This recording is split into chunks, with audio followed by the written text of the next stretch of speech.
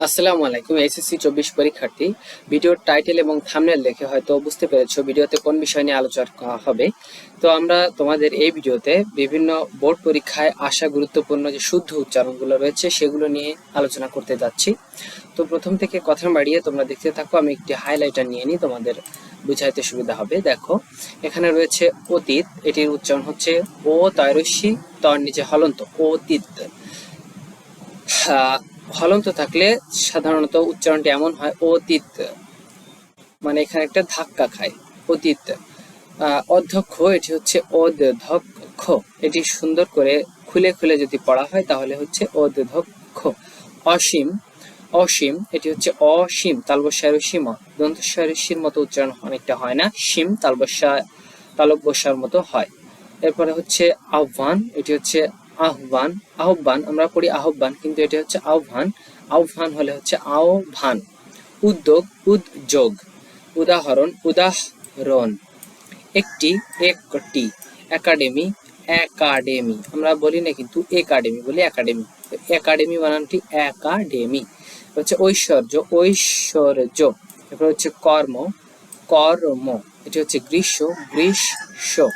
চিহ্ন, চিহ্ন, চিহ্ন, এরকম খুলে খুলে। ছাত্র, ছাত্র, সত্র, তাই 70, এরকম অনেকে বলে যে 70 বা 70 হয়েছে এরকম বলে, মানে ছাত্র, বিশাল 70 হয়েছে এরকম বলে যারা আদিকালের রয়েছে, দাদা দাদিরা, তারা এরকম বলে থাকে বিশাল 76 হয়েছে বা বিশাল ছাত্র হয়েছে, তো এরকম হচ্ছে সত্র। তটিনী, তটিনী, তওকার ঋষি দন্ত ঋষি।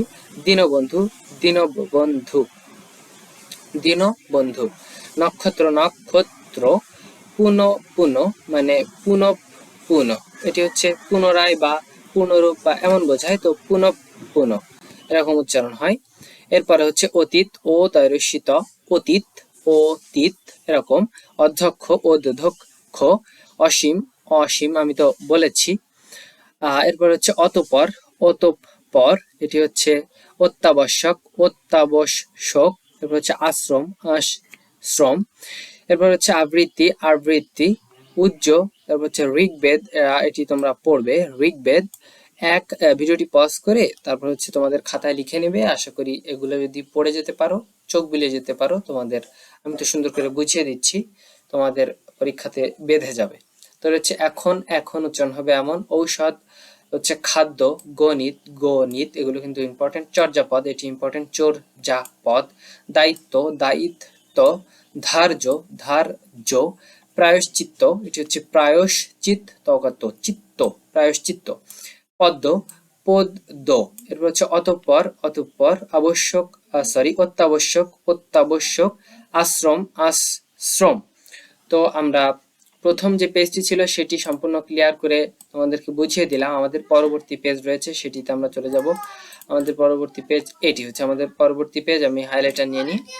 দেখো, আহ্বান, এটি হচ্ছে আহ্বান। উদ্যোগ, উদ্যোগ, আমরা অনেকগুলো এখানে কমন পাচ্ছি বারবার। পুনঃ পুনঃ, এটি আমরা আবার কমন পেলাম। তটিনী, তারপর হচ্ছে দীনবন্ধু, নক্ষত্র, পদ্ম, এগুলো আমরা অনেকটা কমন পেয়েছি। তো আমরা পূর্বে এখানে দেখো ঔষধ। আচ্ছা, আমরা পূর্বের পেজটি দেখে নিই যে পূর্বের পেজে কোনগুলো কমন ছিল। এখানে হচ্ছে অতীত, আচ্ছা, আহ্বান, উদ্যোগ আমাদের বইতে রয়েছে, যেখান থেকে আহ্বান, উদ্যোগ, আচ্ছা, পুনঃ পুনঃ, পদ্ম।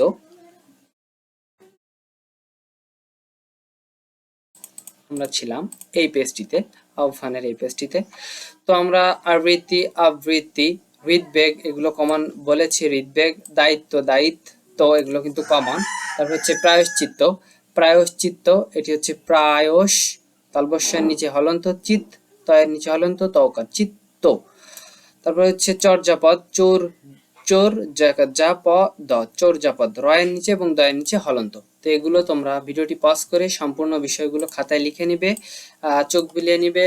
এই বানানগুলো কিন্তু এমনই হয়, অর্থাৎ আমরা মুখে যেমন উচ্চারণ করি এর উচ্চারণটি কিন্তু হচ্ছে সঠিক উচ্চারণ যেটি, সেটি আমি এতক্ষণ যেগুলো বুঝালাম সেটি কিন্তু একটু ডিটেলসে খুলে খুলে একটু ক্লিয়ারলি হয়। তো ঔষধ, আমরা ঔষধ লিখি কিন্তু ঔষধ এমন হয়, তো দেখো এখানে তেমনই আছে ঔষধ।